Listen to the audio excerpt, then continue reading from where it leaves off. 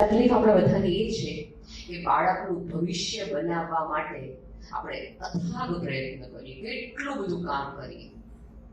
અહીંયા બેઠેલા તમામ પેરેન્ટ્સને પૂછો ને કે તમે શું કામ ઓવર ટાઈમ કરો છો, તમે શું કામ વધુ કામ કરો છો, તમે શું કામ બંને જણા કમાવશો, તો એક જ જવાબ હોય કે બાળકનું ભવિષ્ય સારું બનાવી શકીએ એટલા માટે. બરાબર. હવે બની શકે કે તમે સ્કૂટરથી લાઈફ શરૂ કરી, તમારો દીકરો છે એ કારથી લાઈફ શરૂ કરશે, કારથી ચોક્કસ લાઈફ શરૂ કરશે, પણ એના મગજમાં એક અભાવ તો હશે જ. પપ્પાએ મને સમય ન આપ્યો, પપ્પાએ મને સમય ન આપ્યો. બાળકની આજ ખરાબ કરી અને આવતીકાલ, અને એમાં થોડો મમ્મીઓનો વાંક છે, સોરી સ્ત્રી છું તો પણ આ વાત હું કરીશ. કારણ કે બાળક આવે એટલે 2 બેડરૂમમાંથી 3 બેડરૂમ, કારણ કે બહાર ચિલ્ડ્રન રૂમ તો જોઈએ નહીં, એટલે આપણે તરત થોડી ઘણી ડિમાન્ડ કરી એક બાળકને રૂમ જોશે, એટલે પપ્પા કે હા એ તો જોશે. પુરુષ કહે તો નહીં કોઈ દિવસ ત્યાં ત્રીજા રૂમ કરવા માટે મારે કેટલું એક્સ્ટ્રા માઇલેજ દોડવું પડશે. એટલે થોડોક 5:30 આવી જતા પપ્પા 7 વાગે ઘરે આવવાનું શરૂ કરે, એટલે ઓલા 1.5 કલાકથી ઓલું એક્સ્ટ્રા રૂમ માટે ફાળવે. પછી મમ્મીને બધી આવી સ્કૂલ, આવું જ યુનિફોર્મ, આજ ઓલું આ તે અને પુરુષ એક્સ્ટ્રા માઇલે દોડવાનું શરૂ કરે. પછી જ્યારે બાળકને તાવ આવે, બાળક ફ્રસ્ટ્રેશનમાં હોય, અને આપણે કોઈ જુદા પ્રકારના ફ્રસ્ટ્રેશનમાં હોય, એટલે આપણે તરત જાણે બોલીએ પપ્પા કોઈ ઘરે જ ન હોય. એટલે બાળકને એમ થાય કે આપણા પપ્પા કોઈ ઘરે જ નથી રહેતા. પણ આપણે ત્યારે માં તરીકે બાળકને સમજાવવું જોઈએ હતું કે પપ્પા ઘરે શું કામ નથી રહેતા.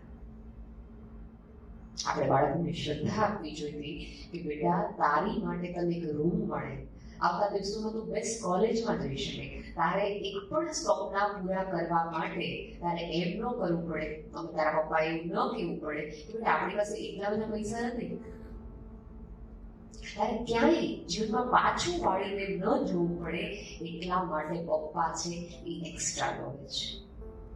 ત્યારે બંને નોકરી કરતા હોય તો બાળક છે એ ઘરના એકાદ વ્યક્તિ પાસે હોય, જેઠાણી, દેરાણી, નણંદ કે સાસુ, તો એમના મોઢેથી પણ એ વાક્ય ન નીકળવું જોઈએ કે તારા મમ્મી પપ્પા કયું જાઉં જમાર તને સંભાળવો. એટલે બાળકના મગજમાં એક ગાંઠ રહી જાય કે મારા મમ્મી પપ્પા મને પ્રેમ કરતા જ નથી, એમને નિર્મિત જિંદગી છે. હવે એમને એ સમજાવવા માટે આપણે ઘોડા પડીએ છીએ, એના બદલે થોડું બાળકને નાનપણથી જ મગજમાં નાખતા જાઓ કે તમે શું કામ બહાર જાઓ છો. બહાર મમ્મી પપ્પા મજા કરવા માટે નથી જતા, કામ કરવા માટે જાય છે, એટલું તો આપણે બાળકને અત્યારથી સમજાવવું પડશે. પણ ખબર નહીં સમહાવ આપણે મગજમાં ધારણા બેઠી, આ ગૌતમ બુદ્ધ જેવી ઓલી ઘટના છે કે ગૌતમ બુદ્ધને કોઈ દુઃખનો અનુભવ જ ન થવો જોઈએ, એવી રીતે સરસ બધું રૂડું રૂપાળું જગત રાખ્યું. આ જગતના એક પણ પેરેન્ટ્સ એવું કહી શકે કે બાળક છે એ બહાર જશે એટલે દુઃખનો અનુભવ જ નહીં થાય? શક્ય નથી.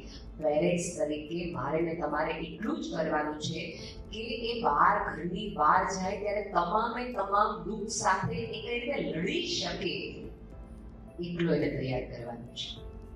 આપણે બાળકને બદામ ચોક્કસ ખવડાવવાની છે, પણ બદામ એટલે નથી ખવડાવવાની કે એને આવતા દિવસોમાં યાદ નહીં કે મેં તારી માટે શું કર્યું હતું, મેં મારી જિંદગી વેચી નાખી તને મોટો કરવા.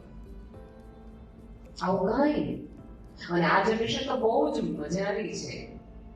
તમે જયારે એને કહેશો ને મોટા થઈને તમે તારી માટે શું કર્યું હતું, તો એ બહુ પ્રેમથી કહી દીધી, તમે તમારા ચોઇસથી કરજો. અમે તમને કીધું હતું, તમે મારી માટે આ કરો,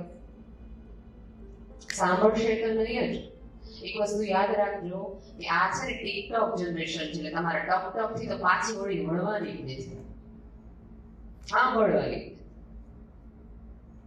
અને અહીંયા બેઠેલા તમામ વ્યક્તિઓને આપણે બધાને મારું બાળક મારું કીધું નથી કરતો, કીધું કરે ને એને ટોમી કહેવાય, બાળક નો કહેવાય. અને મા બાપ તરીકે આપણે બાળકોને પાળવાના નથી, ઉછેરવાના છે. મારા વાલા, પાળવાનું ઉછેરવામાં ફેર પડે ને કે નહીં? સિંહ જેવો સિંહને જો રિંગ માસ્ટર મળે ને તો હાવ ગાય થઈને સર્કસને નાટક કરે. પણ ઈનો ઈ સિંહ ખુલ્લે પડતો હોય તો ભીમાં જોવા અમિતાભ બચ્ચન ત્યાંથી આવે. તમારે નક્કી કરવાનું છે કે તમારા બાળકને કયો સિંહ બનાવવાનો. કીધું કરે એવો કે પોતાની જાતે જગતને લડીને એકલી આટલું ઊભો રહે એવો નક્કી કરી.